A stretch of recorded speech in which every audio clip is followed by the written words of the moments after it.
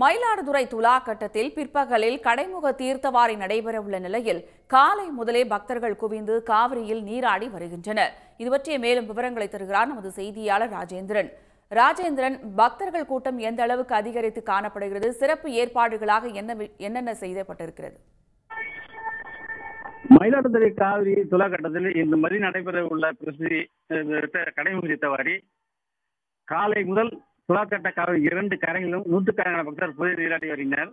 அதாவது பக்தர்கள் புதிய நீராடுகிறார் பாவச்சுமையில் கூடி கவிதை நீர் அடைந்த கங்கை நதி தனது பாவச்சுமை நீங்க பெருமாள் வேண்டியதாகவும் அவர் மயிலாடுதுறை காவிரி துலாக்கட்டத்தில் ஐப்பசி மாதம் 30 நாட்களும் புதிய நீராட்டி விமோசனம் பெறலாம் என்று கங்கைக்கு சிவபெருமான் அருளியதாக புராணம் கூறுகிறது.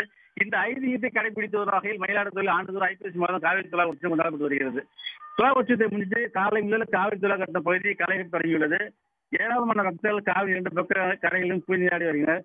இந்த மழை பெய்ய இருக்கும் என்ற வானிலை அறிந்ததால் காலையிலேயே பக்தர்கள்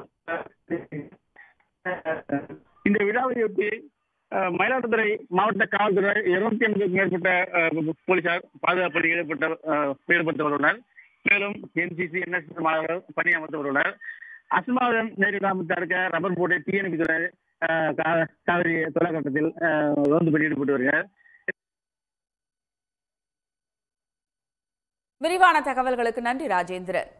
உடனுக்குடன் செய்திகளை தெரிந்து கொள்ள சன் நியூஸ் பெல் ஐகானை கிளிக் பண்ணுங்க.